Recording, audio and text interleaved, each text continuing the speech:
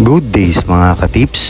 So kamusta kayong lahat? So ito na po yung inaabangan ng ating mga katips, no? Ito na yung final part ng ating project na binubuong bat. So bago ang lahat, nais ko lang bigyan ng saludo po yung ating mga Philippine queue maker, no, dito sa ating bansa. So ngayon ko na-realize na hindi pala po biro ang bumuo na isang tako. So napakahirap po. Then na-appreciate ko po yung mga gumagawa po ng tako na mano-mano nila gawin yung tako, no. So napakahirap. So saludo po ko sa inyong lahat kung paano po kayo mag-build ng tako. So ito na, tinira na po natin yung project natin. So ito, niready na po natin yung mga gagamitin nating kahoy, no. So ito, nagkukor na tayo. So itong kinukor natin yung forearm. So bird's eye po pala yung yung napili nating gamitin na kahoy, no. Then kinor na po natin yan. Kasi ang ilalagay po natin na pang-core purple heart. Then po yung handle ay hard maple. So ayan. Dito po sa part na to, yung bat sleeve, medyo nag-adjust po ko sa sa core niya kasi gusto ko po yung pagpapasukan po ng weight bolts medyo makapal pa. Then yung paglalagyan din ng extension ready na adapter, medyo mas makapal yung kapitan niya para hindi siya basa-basa mabali, no. So ayan, try na natin inassemble yung yung na-prepare nating mga kahoy. Din ito, tinitira naman natin yung gagamitin nating ringwork. So Juma scale yung napili natin. So yung green yung napili nating gagawing ringworks, no. So ito, shoutout sa inyo dyan mga katips, no. So ito na, nakat na natin yung ringworks na gagamitin natin. Then dun sa bat cap at collar naman, Juma scale pa rin, pero blue green yung napili natin na na ilalagay na kulay, no. So dito sa part na to, binubutasan na natin yung yung insert nating handle para doon sa forearm. So lalagyan natin ng thread yan para maganda yung pagka-compress nung kahoy, no. So mas maganda po kasi kapag naka-thread talaga. So ayan, lalagyan na natin siya ng thread. So ang lalagay natin dyan ay radial po na 388 para medyo mas madaling ipasok, konting pihit lang. So ito, na ready na natin, no. So lalagyan na po natin yan ng pin. So ayan, na-install na natin yung pin, no. So ayan, kitang-kita nyo naman 0-0 yan. So yan po yung handle na i-insert natin doon sa forearm. So yun, na-assemble na natin, no. Ready na tayo for taper.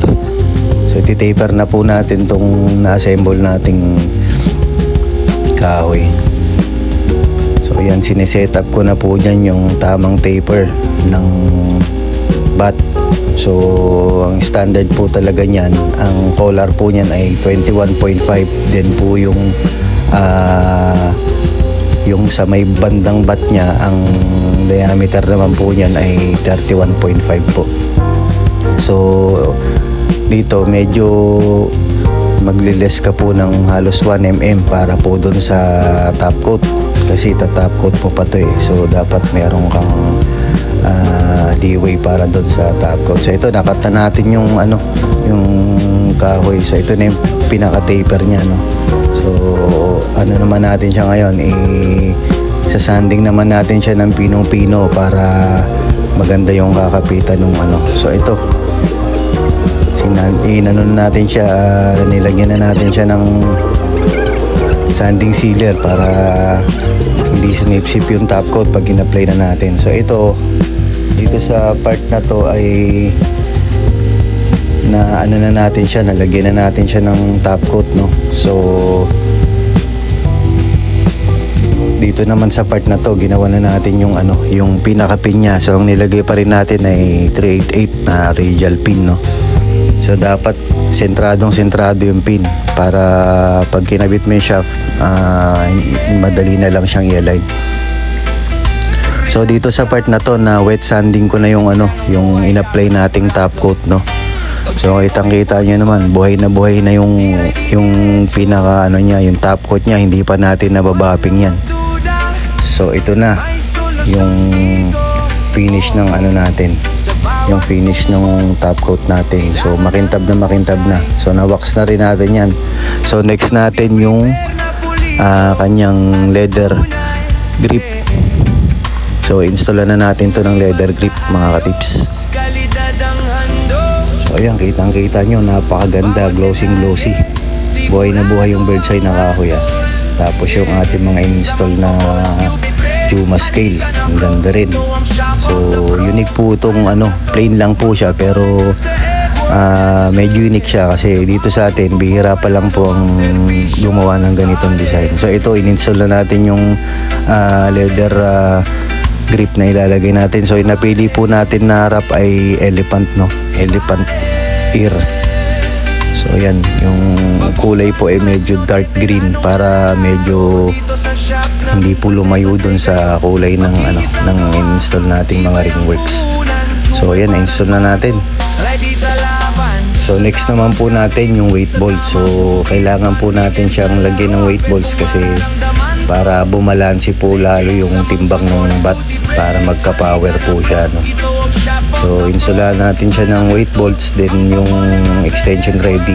So lalagyan din natin siya ng extension. So available na po to soon pag natapos. So ito na po yung before, then ito na po yung after. So ayan po, nilagay ko na po yung pangalan ko dyan. Kitang-kita nyo naman sipat kilatis, mga katips. So radial po yung pinyan.